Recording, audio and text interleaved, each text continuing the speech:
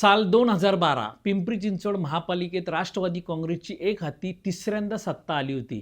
अगोदर काँग्रेस आणि नंतर राष्ट्रवादी काँग्रेसच्या सलग 6 वेळा सातत्याने पालिकेवर सत्तेवर येण्याच्या धडाक्याने विरोधी पक्ष गारठून गेला असल्याची स्थिती असतानाही या 2012च्या निवडणुकीत राष्ट्रवादीच्या पंकज थोरात यांना पराभूत करून शीतल उर्फ विजय शिंदे नावाचा एक तरुण पहिल्यांदा पालिकेत निवडून आला.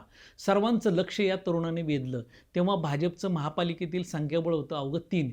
राष्ट्रवादीच्या भरभक्कम सत्तेपुढं भाजपचे हे 3 नगरसेवक सुरुवातीला अगदीच किरकोळ भासत.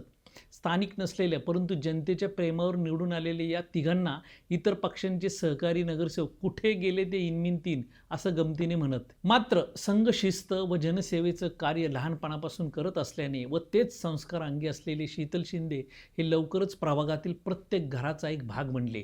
लोकांच्या अडचणी सोडवणं, समस्येच्या मुळाशी जाणं यामध्ये त्यांनी स्वतःला झोकून दिलं. हे सारं त्यांना कसं शक्य झालं होतं तर त्याचं उत्तर त्यांच्या बालपणात दडलंय.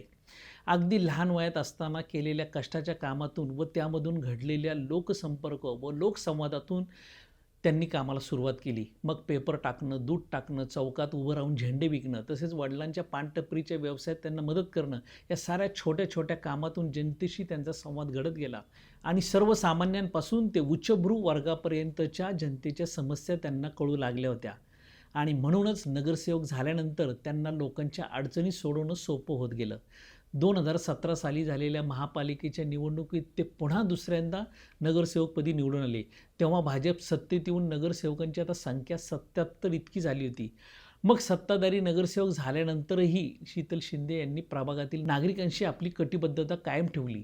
एम्पायर इस्टेट उड्डाणपुलाची निर्मिती असो, प्राध्यापक रामकृष्ण नाट्यगृहाचे आधुनिकीकरण करणे असो, प्रभागात अंतर्गत सिमेंटचे रस्ते निर्माण करणे असो, उड्डाणपुलांच्या खालील मोकळ्या जागेमध्ये उद्यानाची निर्मितीची नवसंकल्पना असो, ही शीतल शिंदे यांच्या नियोजनबद्ध कामाची काही ठळक उदाहरणे म्हणावी लागतील.